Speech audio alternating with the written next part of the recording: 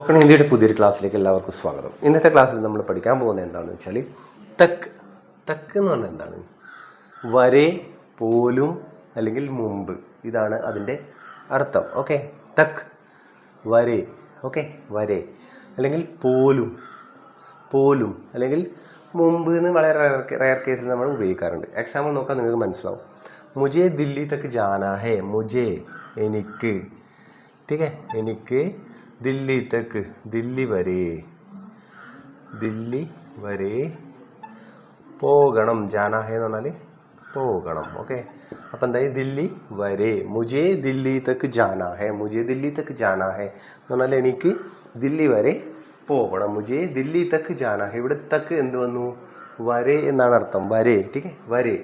അതുതന്നെ ദോപഹർ തക്ക് കാം ഖത്തം കർനാ ഹേ, ദോപഹർ തക്ക്. ഇവിടെ വന്നിരിക്കുന്നത് എന്താണെന്ന് നോക്കിക്കോ, ഉച്ചക്ക് മുമ്പ് എന്നല്ലേ.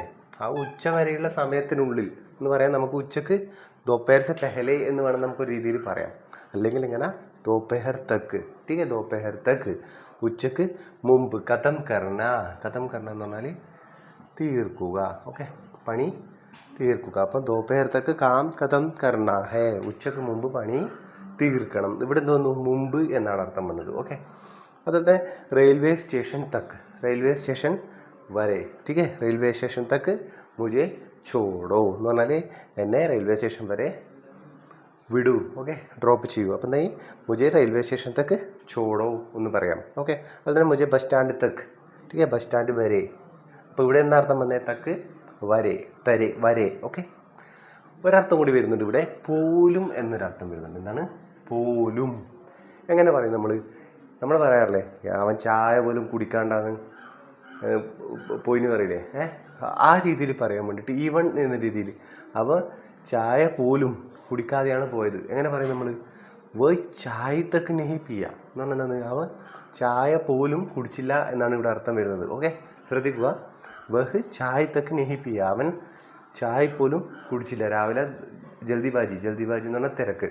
അപ്പം ജൽദിബാജിമേ വോ ചായ തക്ക് നെഹി പിയ, അവൻ തിരക്കിട്ട് പോകുന്നുണ്ടായിരുന്നു ഓഫീസിലേക്കോ അല്ലെങ്കിൽ ട്രെയിൻ പിടിക്കാനോ. അപ്പോൾ വോ ചായ തക്ക് നെഹി പിയ, അവൻ ചായ പോലും, ഇവിടെ നിന്ന് അർത്ഥം വന്നേ, അവൻ ചായ പോലും കുടിച്ചില്ല.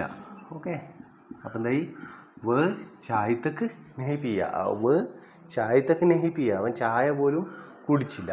വേ ഗർ തക്ക് സാഫ് നെഹി കിയ, എന്താണ്? വേ ഗർ തക്ക് സാഫ് നെഹി കിയ. ഇവിടെ വരെ എന്നല്ല അർത്ഥം വരുന്നത്, പോലും. വഹ് ഗർ തക്ക് സാഫ് നെഹി കിയ, അവൻ വീട് പോലും വൃത്തിയാക്കിയില്ല. അങ്ങനെ എഴുതും, അവൻ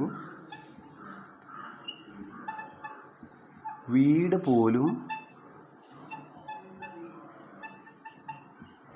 വൃത്തിയാക്കിയില്ല എന്നർത്ഥം. ഓക്കെ, അപ്പം നിങ്ങൾ പഠിച്ചു വഹ് ഘർ തക്ക് സാഫ് നെഹി കിയ, അവൻ വീട് പോലും വൃത്തിയാക്കിയില്ല. അപ്പോൾ ഇതിൻ്റെ അർത്ഥം എന്താണ്? ഈവൺ എന്ന് പറയാറില്ല നമ്മൾ ഇംഗ്ലീഷിൽ, അതിനാണ് നമ്മൾ ഈ പോലും എന്ന് ഉപയോഗിക്കുന്നത്. അപ്പോൾ വഹ് ചായ് തക്ക് നെഹി പിയ, വഹ് ഘർ തക്ക് സാഫ് നെഹി കിയ. അപ്പോൾ നിങ്ങൾ പഠിച്ചു തക്ക് എന്താണ്? വരെ, പോലും, മുമ്പ്. ഓക്കെ, അപ്പോൾ നിങ്ങൾ ഈ തക്ക് വെച്ചിട്ട് നിങ്ങൾ മിനിമം ഒരു 3 സെൻറ്റൻസുകൾ ഉണ്ടാക്കാൻ പ്രാക്ടീസ് ചെയ്യാൻ ശ്രമിക്കുക. അതുപോലെ തന്നെ കൂടുതൽ സെൻറ്റൻസുകൾ ഉണ്ടാക്കുക. ഓക്കെ, അപ്പോൾ ഞാൻ പ്രതീക്ഷിക്കുകയാണ് നിങ്ങൾ ഇതിൻ്റെ വീഡിയോയുടെ താഴെ എന്തായാലും നിങ്ങൾ ഡിസ്ക്രിപ്ഷൻ ബോക്സിൽ കമൻസ് ആയിട്ട് നിങ്ങൾ തരണം. Okay, thanks for watching.